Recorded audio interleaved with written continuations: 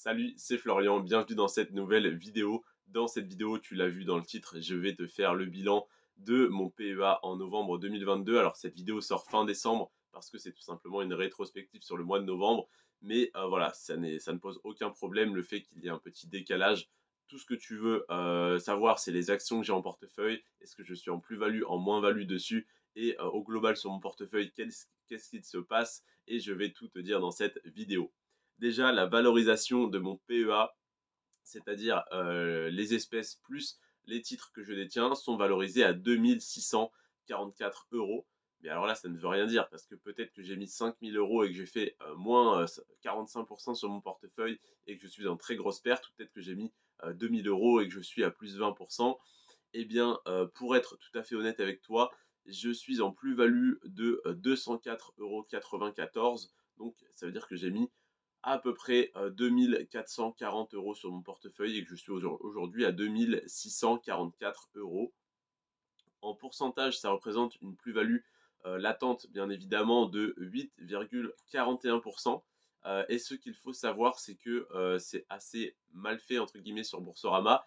La plus-value en euros, la plus-value latente dont il te parle, c'est simplement d'ailleurs la plus-value latente, c'est-à-dire sur les actions que tu détiens et que tu n'as pas revendues. Si jamais tu es en plus-value latente de 200 € et que tu as par exemple l'action L'Oréal sur laquelle tu es en plus-value de 100 €, eh bien, les 100 € que tu vas récupérer en vendant ton action L'Oréal ne vont plus apparaître dans l'onglet plus-value en euros sur Boursorama. Et donc, tu seras non plus à 200 € de plus-value, mais à 100 €. Alors qu'en fait, tu auras réalisé tes 100 € de plus-value sur L'Oréal.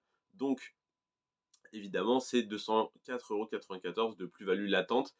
Et donc tous les dividendes également que j'ai reçus ne sont pas comptabilisés là-dedans, donc au final, on est un petit peu mieux que ça.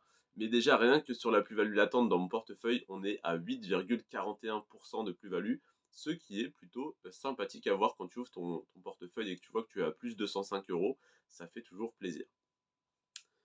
Surtout que j'ai investi à 95% sur des actions à dividendes et non pas sur des actions de croissance. Alors évidemment, je sélectionne mes actions à dividendes de manière à ce que l'entreprise soit saine, rentable et prospère, et donc forcément que le cours de l'action soit en croissance sur le long terme. Donc évidemment que je finis par avoir une plus-value sur mon portefeuille, mais je veux dire, ça n'est même pas le but. Si j'étais en plus-value de 8,4% sur des actions de croissance que je détiens depuis 3 ans, ça serait pas terrible. Donc voilà. Et donc je vais maintenant te détailler la plus-value de chacune de mes lignes en pourcentage. Et donc tu vas avoir le nom de toutes les actions que je détiens en portefeuille actuellement. La première, la plus grosse ligne de mon portefeuille, c'est l'action L'Oréal sur laquelle je suis en plus-value de 8,52%. Ensuite, on a Vinci sur laquelle je suis en plus-value de 10,29%. Eiffage, plus-value de 10,63%. Sanofi, plus-value de 4,4%. Legrand, plus-value de 8,79%. Euronext, plus-value de 12,27%. AXA, plus-value de 18,14%. Saint-Gobain, alors Saint-Gobain que j'avais en portefeuille au moment du bilan, que j'ai revendu depuis, parce que j'étais en plus-value de 17,91%, qu'elle a continué à augmenter, donc je l'ai revendu à plus de 20% de plus-value. Mais voilà, on était à 17,91% au moment du bilan fin novembre. Bouygues, plus-value de 0,92%. ST Microelectronics, plus-value de 7,11%. Dassault Systems, plus 3,96%. Stellantis, plus 11,26%. Rothschild et compagnie, plus 5,26%. Total Energy, pareil, que j'ai revendu depuis, j'ai acheté donc à 50 €, je l'ai revendu à 60. Total Energy, plus 15,95%, donc à fin novembre 2022 avant que je revende. Et Crédit Agricole, plus 7,66%. Donc, comme tu as pu le constater, je n'ai pas une seule ligne de mon portefeuille dans le rouge. Ça fait plaisir. Ça veut dire que tu as bien choisi tes actions, tu reçois tes dividendes, tu as une plus-value sur toutes les lignes que tu as en portefeuille. C'est génial. Je suis donc à plus 184 € sur mon portefeuille par rapport au mois précédent, euh, en sachant que je n'ai pas réinvesti, je n'ai pas réinjecté de capital sur ce portefeuille depuis le mois dernier. Donc c'est simplement 184 € d'augmentation, de valorisation de mon portefeuille qui correspondent donc à peu près à 6-7% d'augmentation sur mon portefeuille sur le mois de novembre, ce qui fait très plaisir.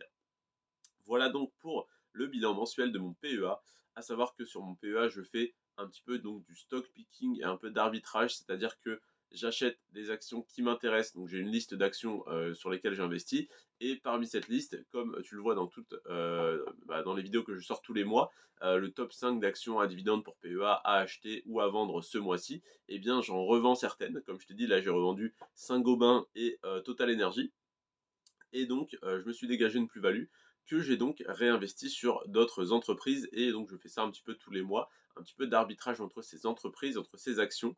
Et donc là, par exemple, je t'ai dit que Bouygues était en plus-value de 0,92% fin novembre. Actuellement, je suis à -4, -5% dessus, donc je me tâte à réinvestir dessus ou à faire rentrer une nouvelle action dans mon portefeuille. Voilà donc ma stratégie sur mon PEA, et demain je te ferai le bilan du compte titre. C'est une vidéo qui fait beaucoup moins de vues que le bilan PEA parce que tout le monde veut investir sur PEA pour l'avantage fiscal, etc. Sauf que les performances qu'on peut avoir sur un compte titre n'ont absolument rien à voir. La qualité des actions des entreprises qu'on peut détenir sur un compte titre n'a rien à voir, tout simplement parce que on peut détenir des entreprises du monde entier. Donc il y a une bien plus grosse concurrence. Donc forcément, quand je garde la crème de la crème des actions françaises, elles ne sont même pas aussi intéressantes que la 30e action à dividende pour compte titre sur laquelle je vais investir, parce qu'il y a une concurrence beaucoup plus féroce sur le compte titre, parce que tout simplement c'est le monde entier qui entre en concurrence pour rentrer dans mon portefeuille.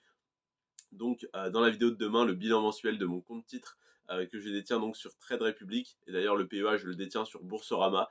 Si jamais tu veux en créer un, tu as les liens en description, que ce soit Boursorama ou Trade Republic, et tu as pour les deux un bonus de parrainage. Sur le bilan mensuel de mon compte titre, je te donnerai pareil la valorisation de mon portefeuille, plus-value en euros, plus-value en pourcentage, combien d'espèces j'ai sur mon portefeuille prêtes à être réinvesties, et le nom des 50 actions que j'ai sur mon compte titre. Donc là, c'est une valeur ajoutée énorme que je te propose, tout simplement parce que la liste des actions à dividendes pour compte titre et pour PEA qui m'intéressent et sur lesquelles j'investis, je la vends sur Amazon, et là, je te l'offre totalement gratuitement. Donc n'hésite pas à t'abonner, notification, et demain, tu recevras donc la notification normalement du bilan mensuel de mon compte titre, et n'hésite pas vraiment à aller voir cette vidéo, ça peut être extrêmement bénéfique, donc très intéressant pour toi et pour tes finances. On se retrouve donc demain, si tu le souhaites, pour le bilan mensuel de mon compte titre sur Trade Republic. C'était Florian. Sur ce, prends soin de toi et de tes finances, et à demain. Ciao.